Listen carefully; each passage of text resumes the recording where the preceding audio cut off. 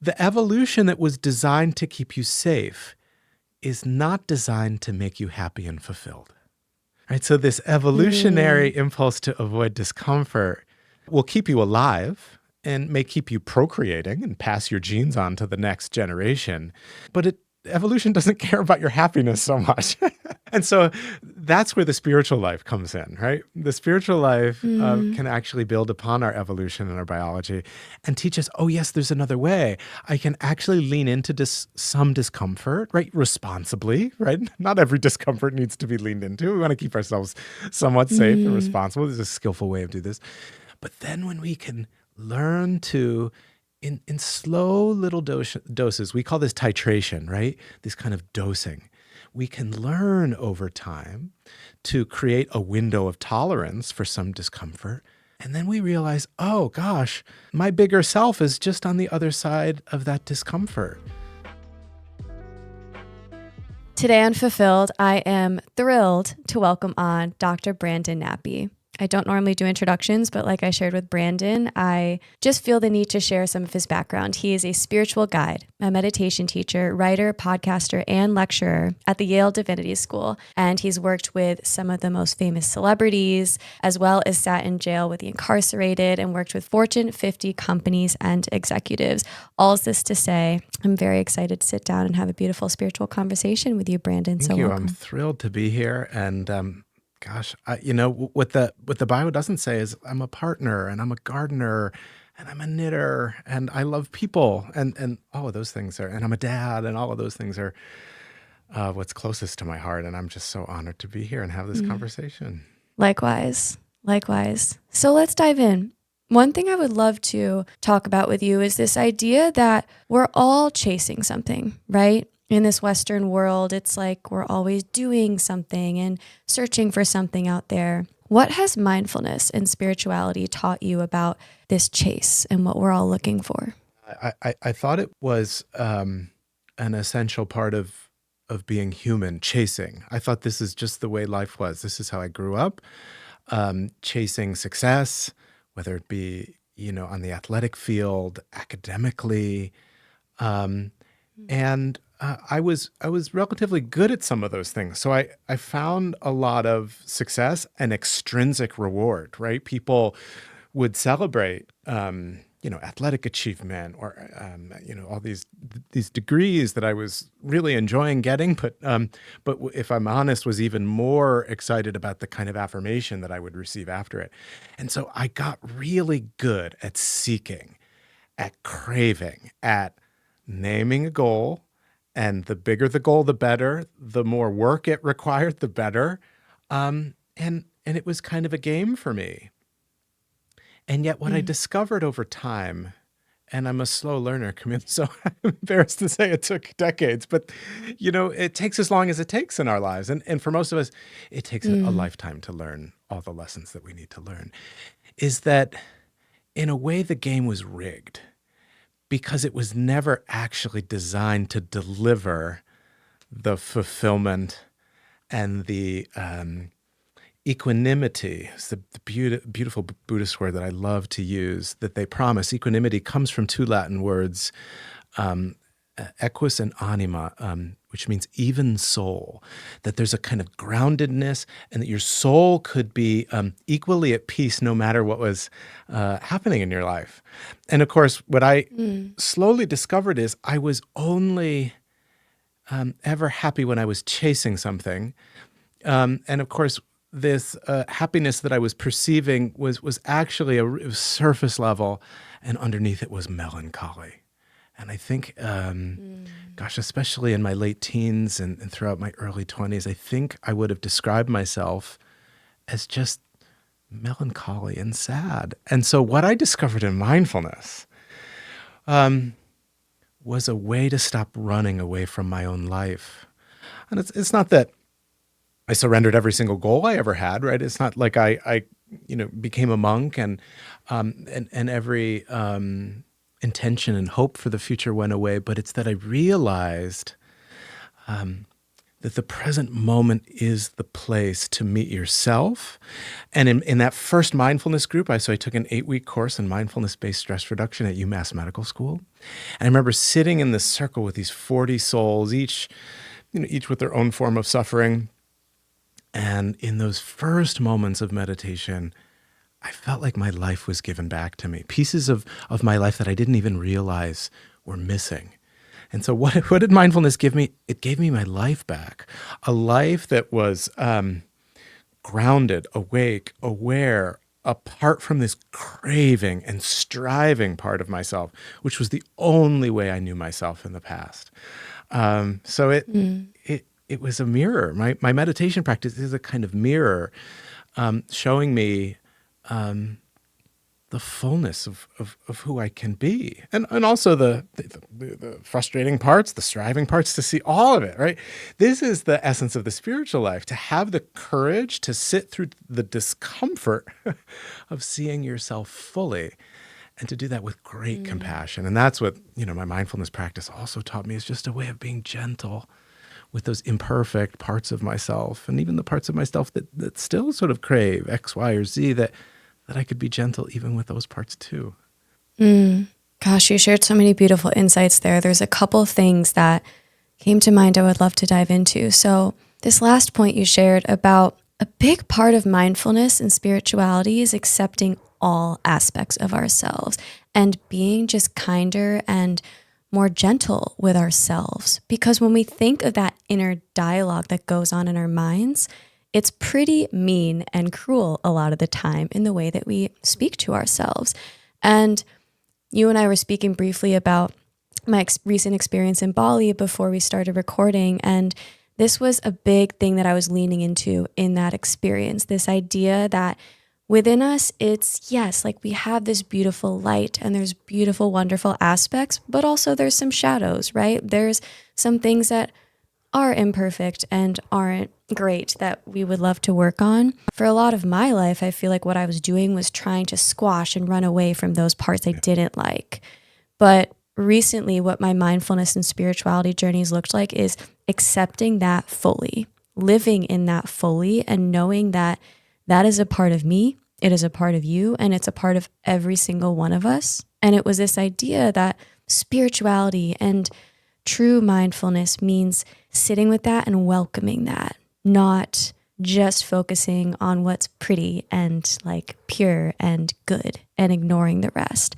And I think a little bit that's what this chase stems from too, right? Where we almost want to run from those parts of ourselves that we aren't able to sit with and feel comfortable with. And I love that you shared in your meditation story, that was the first time you really allowed yourself to get comfortable with those parts of you and not feel like there was something to chase. And like you shared, it's like that chase provided you with that like surface level happiness, right? Or that quote happiness. But you noticed deep down there was some melancholy or something deeper that wasn't right. And I think what that chase does is it gives us that excitement and stimulation and maybe like dopamine rush, and it makes us want to keep going. But we're neglecting that deeper sense of fulfillment that actually, I believe, and it sounds like you believe, comes from sitting with all parts of ourselves and welcoming that and loving ourselves fully. Well, yeah, thank you for naming that so wisely. Yeah, I mean, early on my journey, I thought the point of life was to sort of conquer your darkness. Right? It's achievement and conquering. Right? You notice this kind of warlike language, right? And it felt like, and feels like for many of us, to be at war with ourselves. So much suffering comes with that. So my life changed the day, and I can remember exactly where I was, and the person who spoke those words for the first time, self-compassion. I could feel my DNA rearranging, because I dedicated my life to the best I could radiating compassion for other people. It never occurred to me that I could offer myself that same tenderness. The truth is, for most of us, we would never speak to a friend or a stranger, let alone someone we dislike, the way we speak with ourselves, with the kind of hatred and bitterness. And for so long, I thought that that sort of self-hatred was fuel for my own growth. And maybe to a certain extent it was, but there's a very clear limit to the kind of growing and achieving that you can do in life if your fuel is self-hatred. And I'll never forget when I read Kristen Neff's wonderful book on self-compassion, and Chris Germer, their fusion of practice and science, evidence-based practices, absolutely shifted my perspective. And I think I'll be practicing self-compassion and tenderness until the day I die, because I have a very strong inner critic's voice in the back of our head, like many of us do. And I think the reframe for me is that it's not that the inner critic needs to be eliminated, right? Again, that's Mm. violent language, right? The metaphor I like to use is it's like a road trip. We're going across the country in this beautiful road trip, and the inner critic can come along for the drive. We invite it to sit in our beautiful back seat. It can even ride shotgun occasionally. But what my Mm. meditation practice has done for me is I am firmly grounded in the driver's seat, and my inner critic is not responsible enough to drive anymore. I've invited the inner critic to the back seat, and it's always there. Mm. It's always there doing its thing. But what's changed for me is not so much what the inner critic says. It's saying the same thing that it said to me 20 years ago. But my relationship with the inner critic has changed because I've learned to give it tenderness and love and compassion. Because the inner critic, that little voice inside of all of us, is simply an adaptive program, right? It was trying to protect us at one point of our lives, and now it's no longer adaptive. And this is so much the case in the spiritual life. What was once adaptive at one point in our life that helped us, that kept us safe, kept us connected to Mm. the people around us, at this point in life, is no longer necessary. And so Mm. that's the growth process, to realize, oh, I don't have to go to war. I don't have to hate the inner critic. I just have to love it. And it's just trying to protect me. And why would I hate any part of myself that's just trying to keep me safe, even if it's in maybe an unskillful way? I'm so glad that you brought this up because that was another shift that I've definitely made in my own personal journey is understanding like the thoughts and the thinking mind, they ain't going anywhere. Like they are Yes. always there, unfortunately, right? Because again, a lot of the time the thoughts aren't Yeah. helpful. It's old habitual ways of thinking. But if we think that we can't be at peace until all those thoughts go away, then I don't think we'll ever feel at peace, right? And a huge shift is understanding that it's okay that the thoughts are there. But as you share that beautiful metaphor, letting them take a back seat and allowing the mindfulness and meditation practice to allow us to see clearly that all they are thoughts and they don't have to maybe dictate how we feel and dictate how we choose to show up. And so I do think that's a really beautiful Yeah, distinction. I love the metaphor that one of my beloved teachers, Thomas Keating, used to use. One of my very first contemplative teachers, a Benedictine monk who lived in Massachusetts for a time and then out in Colorado. He died just a couple of years ago. And his metaphor came to mind when I was on retreat last winter. I love visiting monasteries and sort of disappearing into solitude and into silence at least once or twice a year. And we bring our students here at Yale Divinity School on retreat. So about 20 of us went to Holy Cross Monastery, this beautiful Anglican Benedictine community, and it's right on the Hudson River, Mm. north of the city, right near Poughkeepsie. And I had a room overlooking the Hudson, and in the morning the sun would rise. It was just breathtaking. But it was a pretty well-trafficked cargo freight uh, lane. And so all night long, the cargo ships would go up and down the river, and they were quite loud. And even sometimes these big barges, would literally park in front of the monastery, and they'd leave their engines running overnight, and it would wake me up. And so I would just sit for hours. And here's the metaphor, that we could sit on the shore and be grounded. We don't need to hop on every boat that floats down the river. And that's Thomas Keating's invitation Mm. in contemplative practice and meditation. You don't need to hop on board every boat that floats through your mind, right?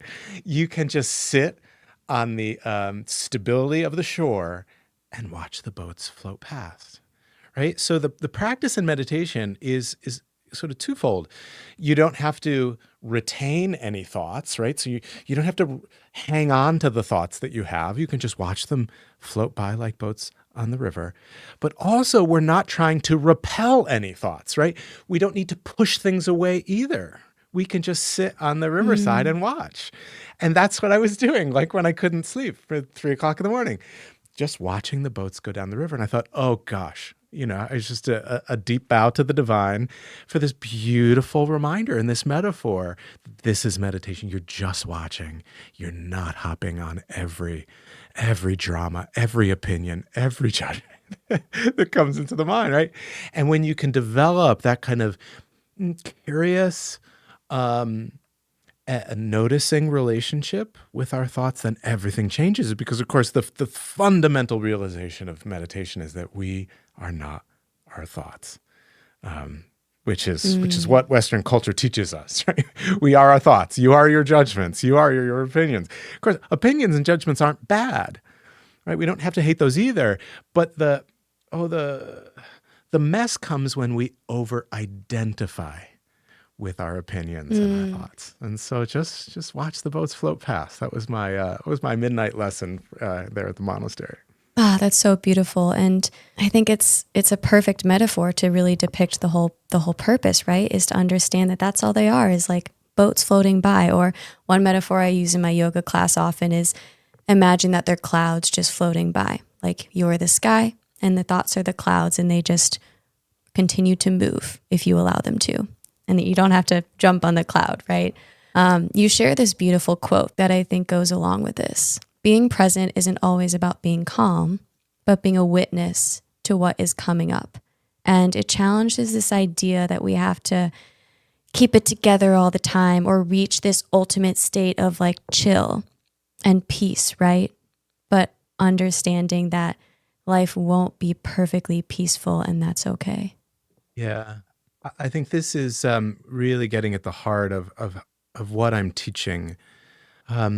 There's a kind of misconception that nearly all of my students bring to me when they come to, for example, like an introduction to meditation class or one of my retreats, and they think they're coming to get calm.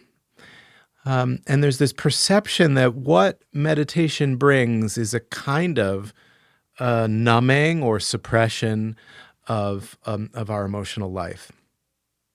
And of course, on the one hand, I understand why they would think that, right?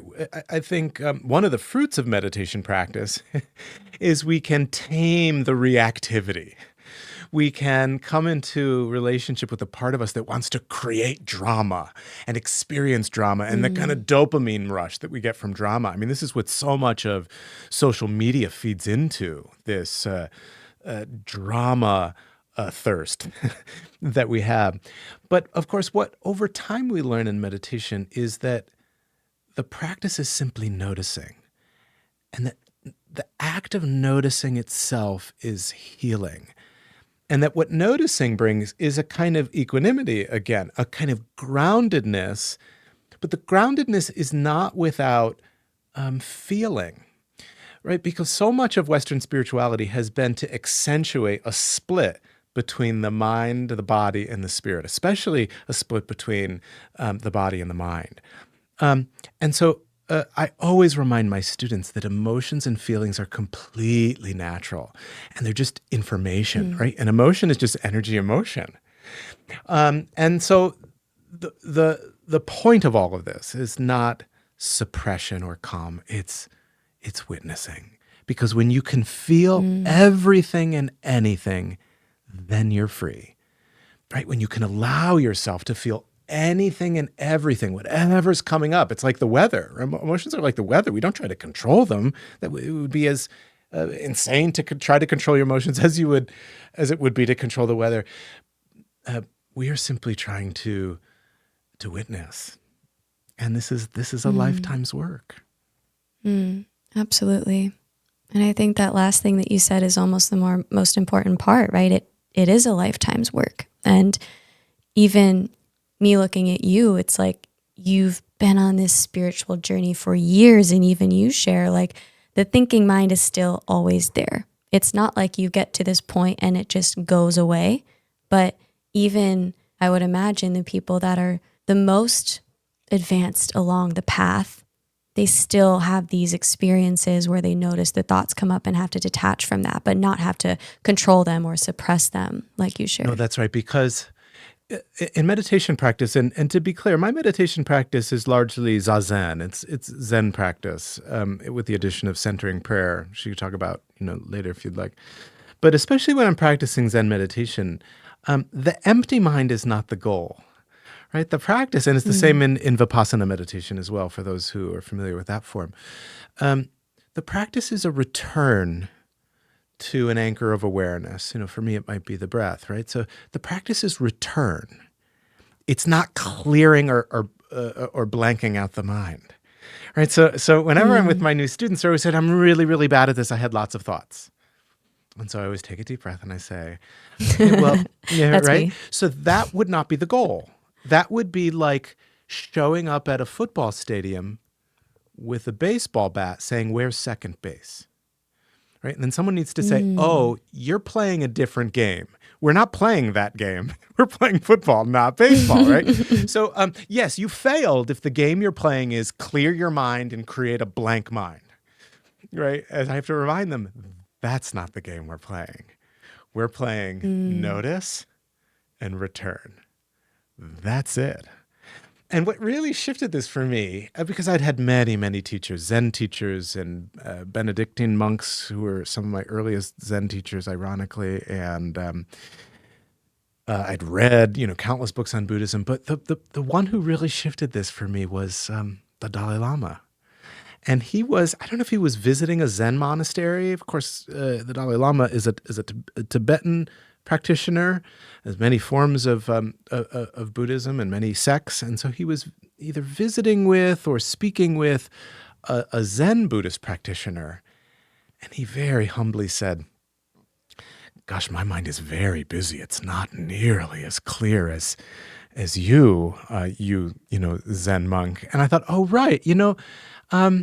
The Dalai Lama was humble enough to admit that, yeah, there's a chatter going on all the time. That's okay. That's okay. And especially in Zazen, it's not our practice to quiet that.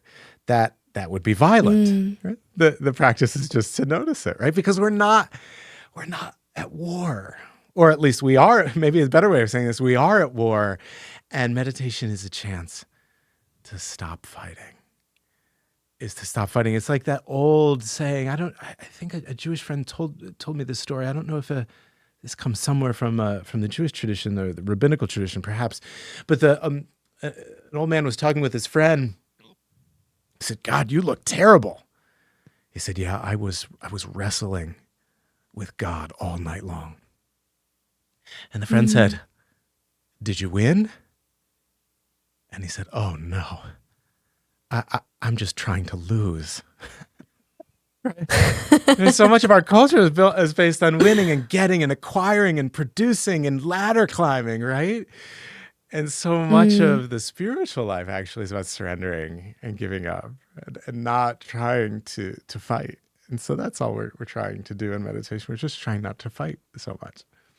First of all, how comforting to know that even the Dalai Lama struggles with the thinking mind. Like when I hear things like that, it puts so much into perspective because, again, even the people who you think are so perfect, who have this perfect inner state of peace and who never experience any negative feelings or struggles, whether that be in their spiritual practice or just people you see on social media, let's say, right, who look perfect on the surface, it connects us on a deeper level to know that everyone suffers in some way, in some capacity, and experiences all of these same human tendencies and things that we're experiencing.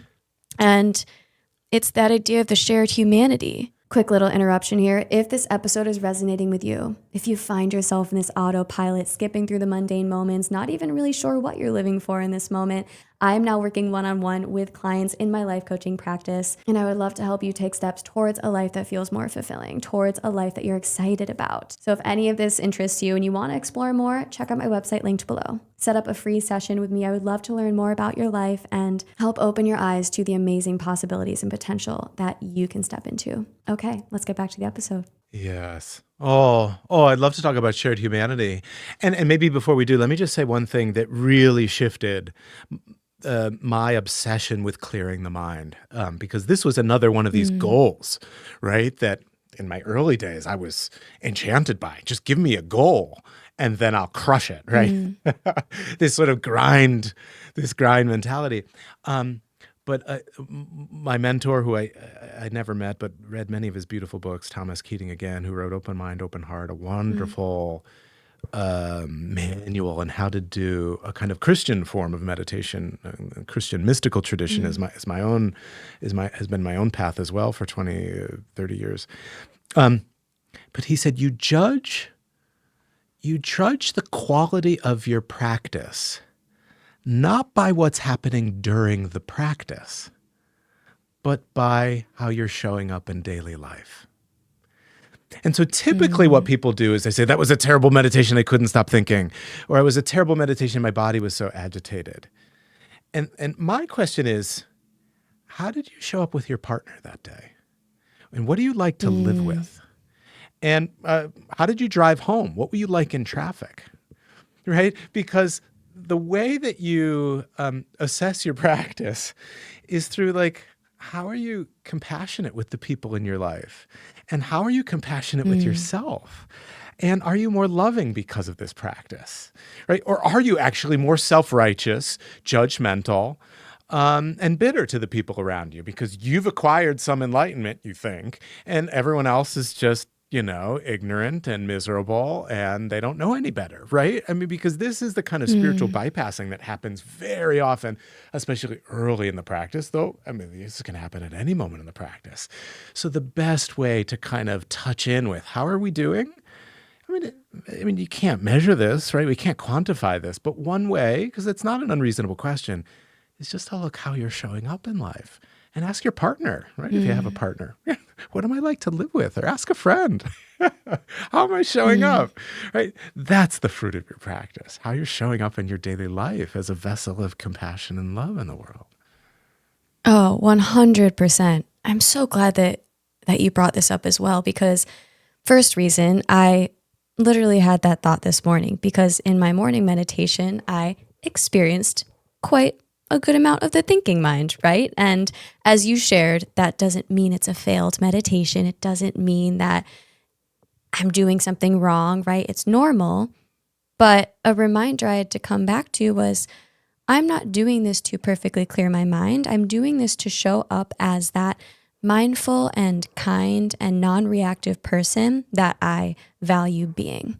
Whether I'm interacting with my family, whether I'm meeting with clients, whether I'm just talking to myself, that is the point. And so that is a really great reminder. And I did have this interesting experience, encounter, or just kind of moment. When I was in Bali, there was a gentleman I met who's sat for over 50 Vipassanas, which if you're listening, it's a 10-day silent meditation retreat where you really immerse in meditative practices.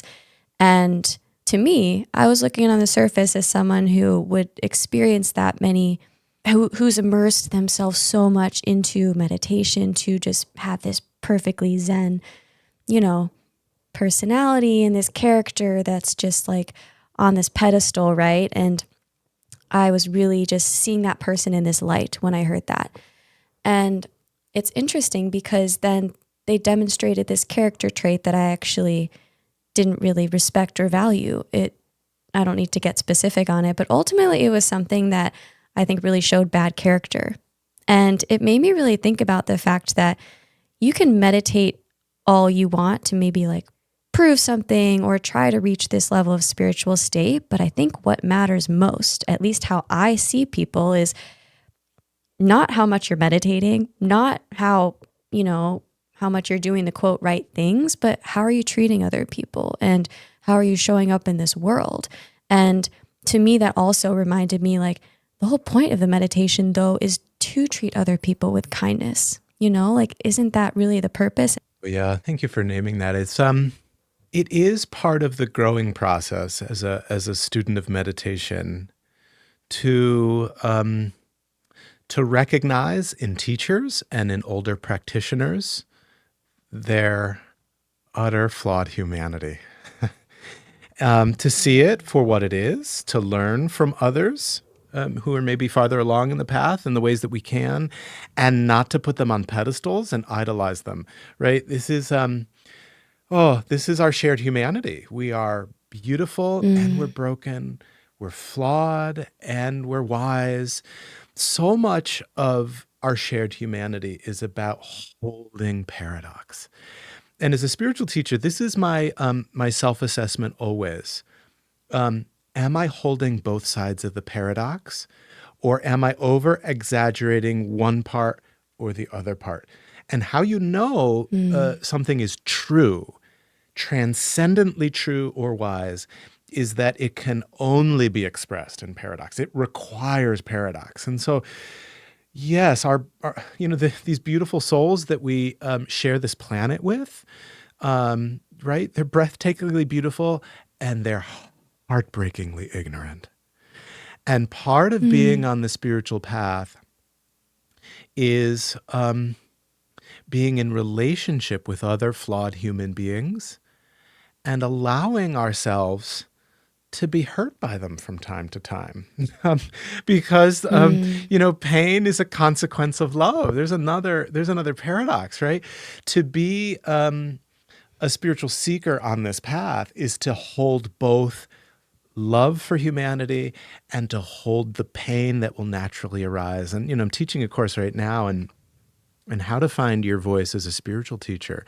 And all I'm really doing with my students over and over at every class is inviting them to hold the beauty and the brokenness. Because if all we want to see is beauty, then we live in illusion. And then ultimately we'll be alone because we won't be able to be with anyone else because they'll disappoint us, they'll hurt us.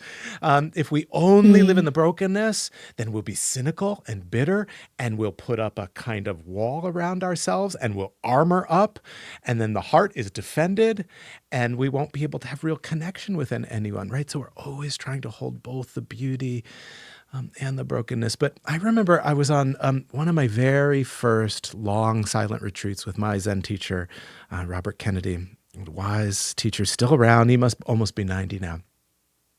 But he came into the Zendo where we were practicing. It was after a long day of practice. We had sat for, 8 or 10 hours, little breaks in between, but an exhausting day. And I would highly recommend a long silent retreat to anyone who has the chance to do it. Just absolutely wake you up in a very powerful way. And what he said at the end of the day, after we were in silence, and I was looking, if I'm honest, I was looking for someone to tell me that I had done a good job and that I'd really accomplished something and that I was special and that, wow, look at what you did sitting in meditation for 10 hours, right? And this is what he said. It reminds me of your story, Camille. All he said was this. Meditation, he had this booming low voice. Meditation adds nothing. And then he said, right? Because we can have this illusion, again, that we're trying to grasp something outside of ourselves and stick it back inside. And it may be the case that practitioner you bumped up against had been practicing all those years, grasping at something outside and maybe missing something inside. Who knows what their flaw was. But this is a central common misconception about meditation, that it's going to add anything that you don't already have. You walk into that meditation hall with every bit of enlightenment as you're ever going to get. Your job is just to wake up to it. That's a really, really amazing shift, because I think that's just the truth that so many of us don't see clearly because there's so much. I almost like to think of it as like just like layers of muck and limiting beliefs and doubt and external noise that's really clouded and suppressed that internal and innate worth and light and love that's within us. And you share this idea that the divine is within us. And I believe that to be true as well. And meditation and mindfulness is really just that practice of starting to get down a little bit deeper beneath that muck and start to like get through that to understand that. And so your meditation teacher put it perfectly, right? In 3 words, meditation adds nothing. Maybe it just clears away something that you need to find that truth. Yeah. Yeah, I'm so glad you said that. I'm so glad you named the divine here because, as a person of faith, it's a really important conviction. And, you know, what meditation has brought me in my life is a way of teaching people who, might not necessarily hold that faith and walk with people who also do share a really deep faith in the divine, both from a traditionally religious perspective across religious boundaries. But yes, I believe that our deepest identity is that we are vessels of spirit, that you are what happens when love gets a body, which is why all the somatic practices are just so refreshing as we've pitted spirit against body for so long. Can you wake up to yourself as a vessel of the divine? This is why in my own Christian tradition, this image of Mary, the mother of Jesus, is so important, right? Because she's literally pregnant with the divine. And in certain strands of this Christian mystical tradition, this is the invitation. In fact, the wonderful medieval mystic Meister Eckhart said that it's less important that Jesus was born in Bethlehem. What's more important is that the divine is born in your heart. Therefore, you're invited to be like Mary, the one who is pregnant with the divine.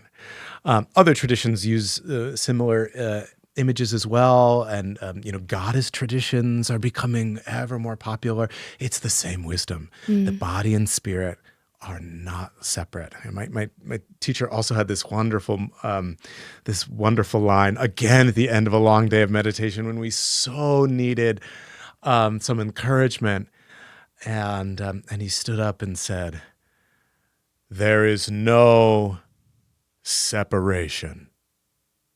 And then he sat down.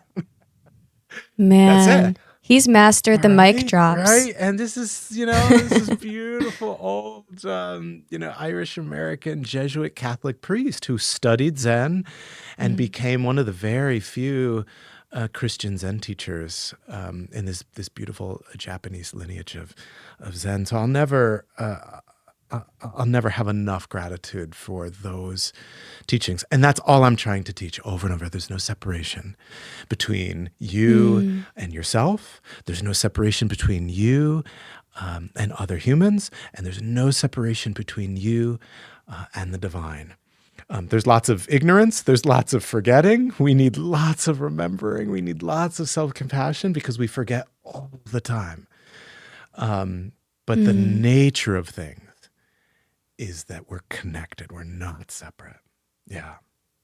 Absolutely. And I think, unfortunately, when it comes to this connectedness, again, whether that's connected to ourselves, connected to the divine, connected to each other, our, especially Western society, is constantly making us feel more and more disconnected. And so to me personally, I do think that these mindfulness and spiritual practices and coming back to these things that make us feel more connected within ourselves, right? Not that surface level connection, but the deeper connection, like all these things that remind ourselves of that and allow us to actually feel that. I think they're becoming more and more important and more needed. And not only because I've been able to feel so much more connected and immersing myself in them, but as you share your story of how it's connected you and all of these other people around the world, how spirituality and mindfulness has changed their lives. To me, it's something that I do believe like we all should be turning to, whether it's God you believe in or the divine or just like that tree being like the one to turn to, right? I just think it's becoming like such a necessary thing in this world, and something that unfortunately I feel like we're all drifting maybe further from, because there's so much, again, externally to chase, and so many kind of toxic messages we're absorbing. Yeah. No, that's right. I like how you name that, Camille. I think what I've come to understand after all these years of teaching and living is that the heart, the human heart longs to give itself away. And it will either give itself to something greater than itself. And if you don't give your heart to something greater than itself, you will inevitably give yourself to something smaller. Yeah, I'll say it again. If you don't give your heart to something greater than itself, you will inevitably give yourself to something smaller. So, yeah, I mean, I teach atheists and folks who are spiritual but not religious, and the most devout religious souls, and we can all agree on ultimate reality, right? What do we want? What is that ultimate reality that we want to give our hearts to? And if you're not clear about what you're giving your heart to, in our culture, the thing that you'll end up giving your heart to is capitalism, is greed, acquisition, performance, climbing ladders, competition, numbing. And we see it in our culture. And this is why we're despairing. This is why deaths of despair are at the highest rate since the Great Depression, is because it's not that capitalism is inherently bad. It's just, it was never designed to be fuel for the soul, right? Competition, acquisition, productivity, and supremacy culture is toxic for the soul. So this is precisely why spiritual practice and mindfulness and any form of awareness practice is going to be so important right now, because the soul is longing for spiritual food, and we're just feeding it greed and materialism and capitalism. And it will wither, it will despair, it will die, it will fight, it will be violent. And so in some ways, our culture is working exactly as it's designed. It's producing despair exactly as it's designed to do. Wow, that really struck a chord within me. First of all, I love this idea of the ultimate reality, because I think there are definitely people who feel this resistance towards identifying with a certain religion or really immersing in like spirituality, right? But all that it's really about and all that it's guiding us towards is having something bigger to open our heart to, right? To trust and to look to and have as that guiding light. That isn't capitalism, right? It's not designed for that. And that's just feeding our lack of fulfillment and that chase that we spoke to in the beginning. And I think it almost takes the pressure off needing to choose that specific religion or immerse yourself in this one specific spiritual practice that you're not sure if it's like the right or wrong one, right? Is all that matters is that you have this sense of maybe ultimate reality or this sense of divine, however maybe that aligns with you, to have as that light and have as that source and guide in our lives. And I love that you shared too that our soul is craving that, because to me what came to mind is this idea of letting ourselves trust and not needing to maybe have it all figured out. And what I mean by that is like, we're all on this chase to try to make our lives look a certain way. But I think when we do turn to the divine, again, whatever shape and form that divine is to you, to me, how that's really transformed my life is it brings me back to trusting and not needing to force or control life in such an urgent way. And so I would love for you to share a little bit about that. Yeah, I love that. And I love knowing that that this is something you're discovering, and maybe in your coaching and teaching that you're lifting up for the folks that you work with, because this really is at the heart. And there's a good reason why it's so difficult to trust right now, right? We're cynical. This is a politically divided moment. A lot of us have been betrayed by teachers in authority, by religious, figures, by people we've loved, right? We've been let down. Organizations have failed. As Americans especially, we're not very trusting of anything right now. This is a really cynical moment. It's almost like we're in a post-trusting moment.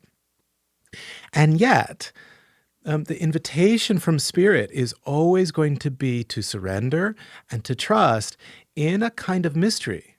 Right? This is not ever knowing for sure. This is always developing the comfort with not knowing and being able to even sit in the discomfort of mystery, of not knowing, of uncertainty. It's one of the great signs that you're making growth in the spiritual life is your willingness to not know. Because what we tend to do early on is we grasp after certainty, even if it's not grounded in truth, right? A comfortable certainty we'd prefer than an uncomfortable truth. And I think it's one of the biggest shifts that I've made in my life. And my dear partner, who teaches here at Yale, who's been with me on this path for over 25 years, was way ahead of me on this. But she is so trusting and so unswerving in her dedication to the truth that she's willing to sit with some uncertainty, even if it's uncomfortable, rather than take the easy way out. And so this is the invitation in the spiritual life. Can you be with the not knowing? Because the knowing emerges slowly over time only after you're comfortable sitting with not knowing, sitting in the confusion. There was this wonderful book discovered in the early 1980s. It was from the 16th century. It's become one of the greatest spiritual books in the Christian tradition, the Christian contemplative and mystical tradition, and it's called The Cloud of Unknowing. And its primary thesis is that you come to the divine, you encounter the divine, not through certainty, not through knowing all the dogma and having all of this sort of religious dogma memorized. You come to the divine in a cloud of unknowing, where you have to unlearn everything you thought you knew. Because, of course, as Meister Eckhart said, the moment you define God, God is no longer the thing you're defining. So we practice. And we learn to sit with the discomfort of not knowing. We learn to sit with the discomfort of our own reactivity, the discomfort of our judgment and our opinions. And we just practice loving ourselves. Right? At the end of the day, we're just trying to love ourselves and the world more wholeheartedly, whatever your path is. And gosh, our world is suffering so deeply. We need more and more practitioners who are willing to love themselves, to sit with the discomfort of this human flesh sometimes, because our world is increasingly a violent place, and it needs tenderness and healing. And so I'm so excited that you and so many others are joining this path, because we can't do it alone, right? Can't do it alone. Absolutely. Absolutely. And I think it's with every single conversation like this and every single time that we turn back to trust and all these small things that we do every day, like maybe that 5 or 10 minute meditation, breath work, anything, it really does make an impact. And that's another thing you shared too. Like, it might feel small, but every time we do make these shifts to, okay, I'm not going to force and control in this situation. I'm going to come back to trust. And okay, yeah, I am going to take the 10 minutes out today to practice that mindfulness and meditate and give it a try and shift from focusing on capitalism and chasing to something bigger, right? I think it really does make an impact. And I believe too, that energy that we're giving out and message we're sending to others, whether it be through words or through being a role model in our own lives, I think is making a positive impact in this world that needs it. One of the things I've been saying to my students more and more often is your spiritual life is none of your business. Your job is to show up in your integrity, to be faithful to your practice, whatever your practice is, yoga, meditation, somatic practice. If you're in therapy, show up to your therapy. If you're a voracious reader of spiritual books, read your books, and live your life with as much integrity as you can, with as much love and compassion as you can. What the divine does in and through you, who knows? It's a mystery. Your job is to show up and do the work. And the growth you're able to experience, it's just not your job to measure, to quantify, to manage. The invitation is simply to stand in your integrity and to trust that the work will happen in you. And you're often not in the best position to even know how it's unfolding or judge how it's unfolding, right? Stay in your integrity, do the work, and trust that when you do, the divine becomes a partner with you. And that's the beauty of the spiritual life, is that you're not acting alone, that when you choose to show up spiritually and trust, you are, I'll use Phil Stutz's language. He's a wonderful psychotherapist, psychiatrist, and spiritual teacher. He'll say you activate higher forces. We are participants and collaborators with the divine. That's what we are doing when we trust. We're saying, yes, I will collaborate with you and co-create with the divine my life and this world. I can't prove that. I know there's some people who would listen to that and think that's absolutely bizarre and crazy and woo-woo, and it's absolutely what I believe, Camille. And I've seen miracle after miracle, and beautiful collaboration after collaboration unfold. And so I've just learned to trust that beautiful, important things will unfold in my life when I trust, as hard as that can be sometimes. But the discomfort's the way, right? And I've experienced the exact same thing every time that I intentionally, uncomfortably, try to let go of that control and trying to force this one path, and instead tell myself, all I'm going to do in this situation is show up as the person that I value showing up as, again, as you shared, from integrity, from love and compassion. And it's amazing that when I stop forcing things, it's like life naturally unfolds exactly as it's meant to. It often doesn't look like the way that I was forcing, but it's actually even more aligned. And it didn't require forcing. It simply required me shifting to just showing up from that inner light and love and compassion that I'm strengthening through mindfulness, and coming back to trust.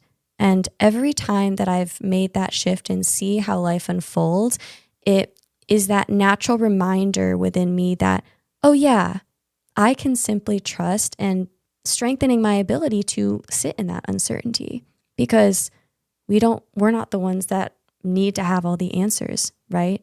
Again, it's just, we can give that trust and hand it over to the divine, and life just works out exactly as it's meant to. Yeah, I love what you're naming here, how you've just described the trust. It's a kind of allowing, isn't it? It's an allowing, and the fulfillment that we seek is often just on the other side of discomfort. And look, we are programmed evolutionarily to avoid discomfort. Right? So if you put, some single cell organism under a microscope, and if you poke it, you look under the microscope, it will run away, right? Even a single cell organism doesn't like to be poked. It doesn't like discomfort, right? And we've all evolved to keep ourselves safe. So it's understandable. This reflex is millions of years old in the making, and thank goodness we wouldn't be here without that reflex. And yet, the evolution that was designed to keep you safe is not designed to make you happy and fulfilled. Right? So this evolutionary impulse to avoid discomfort will keep you alive and may keep you procreating and pass your genes on to the next generation. But evolution doesn't care about your happiness so much. And so that's where the spiritual life comes in, right? The spiritual life Mm, can actually build upon our evolution and our biology and teach us, oh, yes, there's another way. I can actually lean into some discomfort, right? Responsibly, right? Not every discomfort needs to be leaned into. We want to keep ourselves somewhat safe and mm, responsible. There's a skillful way of doing this. But then when we can learn to, in slow little doses, we call this titration, right? This kind of dosing. We can learn over time to create a window of tolerance for some discomfort. And then we realize, oh gosh, my bigger self is just on the other side of that discomfort. That what the divine is mm, inviting me to requires me to be uncomfortable. But what I will get in return, love and fullness of life and wholeheartedness, is worth that mm. discomfort, right? Because you can't have love without pain. I come back to what I'm just trying to teach my students and my beautiful daughters, right? If we want more love, we're going to need to be willing to withstand some amount of pain and discomfort, and so Yeah. there's an allowing that makes that possible. Yeah. I couldn't have said it better myself. And this happens to be, I would say, one of my favorite topics and things that I like to work on in my clients and just think about myself is the fear is the way, right? The discomfort is the way to that bigger self, like you said, and that bigger life and that more fulfilling life that we want. Because, like you said, evolution keeps us safe. Evolution doesn't really care about our happiness and fulfillment. It cares just that we're safe and surviving. But through that discomfort, through all that muck and those limiting beliefs, I genuinely believe is that bigger self and that bigger life. And actually, I wanted to ask you in this final question, what is this little life versus the big life? What is that distinction that you like to talk about? Well, yeah, thank you. I mean, yeah, I'm often teaching, whether here at Yale or on Instagram or with my kids. I love this language. It's language that I learned from one of my beloved teachers, Richard Rohr, a wonderful, Mm, elder, a spiritual teacher, contemplative teacher. And it's a way of naming how life gets localized in our experience. And in one sense, there is no difference. There is no difference between our little lives and the big life itself. And yet, on a daily basis, we do experience ourselves as separate, right? We have these bodies, right? We have this beautiful flesh and bone, and we move through the world, and I'm me, and I'm having a conversation with you, and you're separate than me. And all of that is in one sense real. In the Buddhist tradition, there's a teaching about relative truth and absolute truth. So the relative truth is that we're separate, and that I have a little life that's different than yours. And yet the absolute truth, the deepest truth, is that life is one, that truth is one, and that the same life breathing inside of me is breathing inside of you. I was so blessed to have this teacher of Italian literature. He was a specialist in Dante. Christian Maves is his name. He was my undergraduate Italian professor. And he used to say, if you really want to understand the poet Dante, and in fact, if you want to understand what the mystics taste in any tradition when they've had a kind of mystical encounter, and he was a Christian, but he was also a yogic practitioner and spent lots of time in India and a deep knower across many different traditions. He said, if you really want to understand what the mystics know, he said, all you have to do is look at a glass of ice water. He said, the glass of ice water is the symbol of life. He said, you can imagine that we are the ice cubes. He said, and the ignorant ice cube looks out at the other ice cubes in the glass and says, well, I'm superior to the other ice cubes. I'm colder. My crystals are prettier, right? I'm just a better overall ice cube than the rest of you. He said, but the mystic ice cube, the enlightened ice cube, realizes that the same water that's frozen inside of me is also frozen inside of you. And the same water frozen inside of me and inside of you is actually the water in which we are all floating right now. And so that's the big life and the little life, right? Both are the case. The drop of water in the ocean is both a drop and it's the ocean itself. So I brought that image with me for my whole life, and I feel like all I'm ever trying to do is to teach from that image, and to teach my children this. My kids are 19 and 21 now, but I created 2 questions that I would ask them at bedtime, so that they would know that unity of experience. And so my first question that I would ask them every night is, where does God live? And every night they would say, from the time they could talk, God lives in my heart, right? So it's the ice cube that knows, right? That water frozen in it is part of the whole glass. But there's a second question as well. And I would say, and where do you live? And they would say, I'm 3 years old, they're little stuffed animals. They would say, I live in God's heart. And those are the 2 questions that I ask them every night for almost 20 years, so that they would understand that glass of ice water, that they both had God within them, and that they themselves were in God, that there was no place that they could go and not bump into the divine, right? Spirit's living inside of us, and Spirit is everywhere. And to this day, every once in a while, when they're off in college, I'll text them and I'll ask them the 2 questions. And, whether they're at lunch, in class, or at the bar, they will always text me back the answer, right? God lives in my heart. I live in God's heart. That is such a special and beautiful thing. Thank you for sharing that, Brandon. I'd love to wrap up by getting your advice and what you would share with that person who really wants to start to lean into mindfulness, lean into spirituality, maybe meditation. How do they do that? Maybe it feels intimidating to them. Yeah. Thank you for that question. We can have a lot of preconceived notions about meditation, that it's a big, complicated thing. Meditation is as simple as noticing. Yeah. So just taking a look around the room right now and, noticing something blue, noticing something green. It might be as simple as noticing the sensation of your feet coming into contact with the floor beneath you. It might be as simple as just noticing your breath, all of the sensations and movements that surround and support your breath at the belly. Just to notice, just noticing what it is that's actually happening in this moment, and that you don't have to go past this moment. If you go beyond this moment, you've gone too far, right? Because this moment is the only place where you ever discover your life.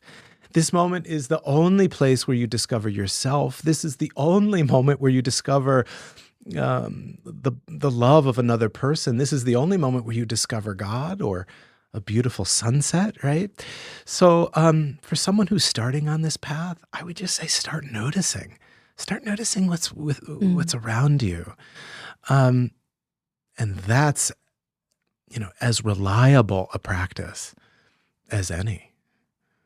And what will unfold there is more beauty. You'll begin to notice more beauty. You'll also begin to notice more, tenderness and more ugliness in the world. You'll start to notice everything. And you'll start to notice that actually the act of noticing itself is healing. And that's the greatest gift. That's amazing. If you're not watching a video, I'm smiling and my heart feels very warm right now.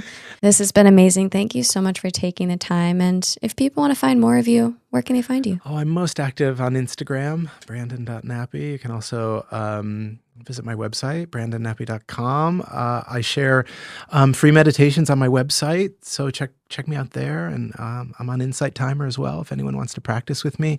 Totally free. We need each other more than ever, and we need communities of practice more than ever. So I really feel like it's my work in the world is just to provide free places to come together and to practice being human together. I hope there was something in today's episode that resonated with you. If it did, please press follow or subscribe wherever you are listening, and also leave a comment on the show if you enjoyed it. Would love to hear your thoughts. And I'll see you all again soon on your journeys to living this life fully.